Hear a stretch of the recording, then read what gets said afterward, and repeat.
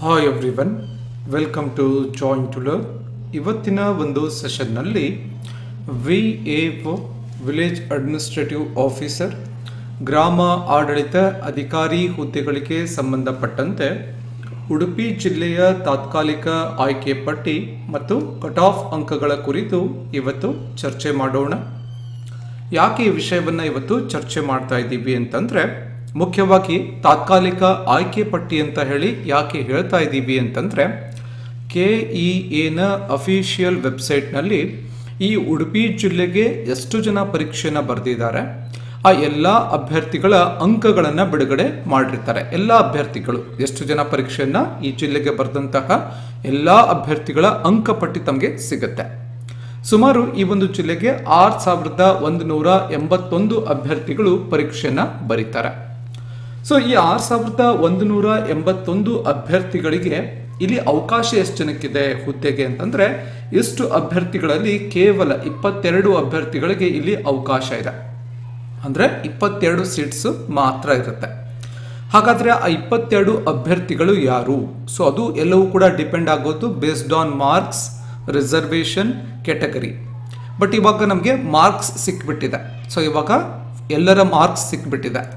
ಹಾಗಾಗಿ according two marks, highest marks ಯಾರು ತಗೊಂಡಿದ್ದಾರೆ, ಯಾರಿಗೆ ಇಲ್ಲಿ ಅವಕಾಶ ಇದೆ 22 ಜನಕ್ಕೆ ಅನ್ನೋದನ್ನು ನಾವು ಮುಖ್ಯವಾಗಿ ಇವತ್ತು ಚರ್ಚೆ ಮಾಡೋಣ.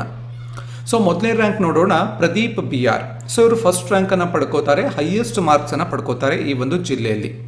ಸೊ ಎಷ್ಟು ಅಂಕಗಳನ್ನು ಪಡ್ಕೊಂಡಿದ್ದಾರೆ? 137.25. ಸೊ ಅರ್ಥ ಮಾಡ್ಕೊಳ್ಳಿ. ಸೊ ಅರೌಂಡ್ ಇದು ಎಷ್ಟು ಪರ್ಸೆಂಟೇಜ್ ಆಯಿತು? ಅರೌಂಡ್ ಒಂದು 65% ಆಯಿತು. 65ಗಿಂತ ಹೆಚ್ಚಿಗೆ ಒಂದು ಬಿಟ್ವೀನ್ 65 to 70% ಸ್ಕೋರ್ ಆಗುತ್ತೆ.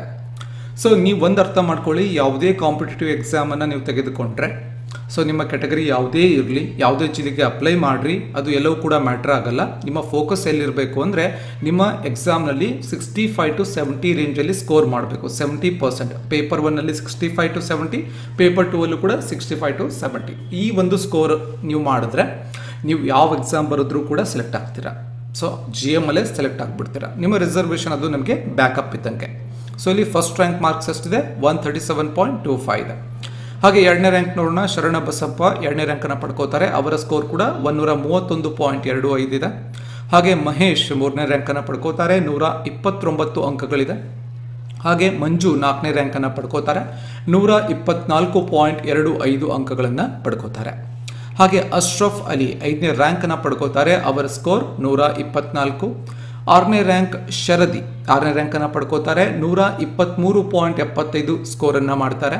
ಹಾಗೆ 7ನೇ ರ್ಯಾಂಕ್ ಯಾರಿದ್ದಾರೆ? ರಂಜಿತ್ ಇದ್ದಾರೆ, 122.75 ಅಂಕಗಳನ್ನು ಪಡ್ಕೋತಾರೆ. ಹಾಗೆ 8ನೇ ರ್ಯಾಂಕ್ ಯಾರಿದ್ದಾರೆ? ಗುರುರಾಜ್ 122 ಅಂಕಗಳನ್ನು ಪಡ್ಕೋತಾರೆ. ಹಾಗೆ ನವೀನ್ 9ನೇ ರ್ಯಾಂಕನ್ನು ಪಡ್ಕೋತಾರೆ, 119 ಅಂಕಗಳಿದೆ. ಹಾಗೆ ಅಂಬರೀಶ್ 10ನೇ ರ್ಯಾಂಕ್, ಪ್ರಕಾಶ್ 11ನೇ ರ್ಯಾಂಕ್, ಗಿರೀಶ್ V 12ನೇ ರ್ಯಾಂಕ್. ಸೊ ಇಲ್ಲಿಯ ತನಕ ಯಾರಿದ್ದಾರೆ ಅವರಿಗೆ ಆಲ್ಮೋಸ್ಟ್ ಕನ್ಫರ್ಮ್ ಇರುತ್ತೆ ಸೀಟು. ಸೊ ಇನ್ನು ಬೇಸ್ಡ್ ಆನ್ ರಿಸರ್ವೇಷನು, ಕೆಟಗರಿ ಸ್ವಲ್ಪ ಮ್ಯಾಟ್ರ್ ಆಗುತ್ತೆ. ಅದು ಕೂಡ ನೆಕ್ಸ್ಟ್ ಇವಾಗ ಏನಿದ್ದಾರೆ ಕ್ಯಾಂಡಿಡೇಟ್ಸು ಅವರು ಕೂಡ ಫೈನಲ್ ಸೆಲೆಕ್ಷನ್ ಲಿಸ್ಟ್ನಲ್ಲಿ ಇರ್ತಾರೆ. 13ನೇ ರ್ಯಾಂಕನ್ನು ನೋಡೋಣ, ಶ್ರೇಯಸ್ B ಪೈ 13ನೇ ರ್ಯಾಂಕ್, ಸ್ಕೋರ್ ಎಷ್ಟು? 118.25. ಉಪೇಂದ್ರ 14ನೇ ರ್ಯಾಂಕನ್ನು ಪಡ್ಕೋತಾರೆ, 117.50 ಅಂಕಗಳನ್ನು ಪಡ್ಕೋತಾರೆ. 15ನೇ ರ್ಯಾಂಕ್ ಯಾರಿದ್ದಾರೆ? ವಾಗೇಶ್. 16ನೇ ರ್ಯಾಂಕು ರವಿವರ್ಮ.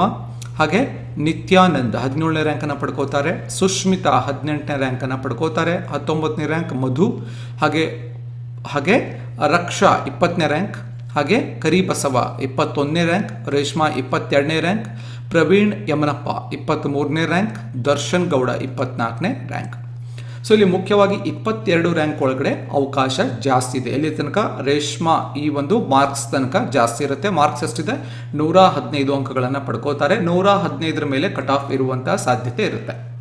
ಇನ್ನು ಡಾಕ್ಯುಮೆಂಟ್ ವೆರಿಫಿಕೇಶನ್ ಇರಬಹುದು, ಅಥವಾ ನಿಮ್ಮ ಪರ್ಟಿಕ್ಯುಲರ್ ಕೆಟಗರಿಯಲ್ಲಿ ಸೀಟ್ ಅಲಾಟ್ಮೆಂಟ್ ಆಗೋದು ಯಾರಿಗೆ ಅವಕಾಶ ಇದೆ, ಎಲ್ಲಿ ತನಕ ಅವಕಾಶ ಇದೆ ಅಂತಂದರೆ, ಎಷ್ಟು ಅಂಕಗಳ ತನಕ ಅವಕಾಶ ಇದೆ ಅಂತಂದರೆ 108 ಅಂಕಗಳ ತನಕ ಅವಕಾಶ ಇದೆ.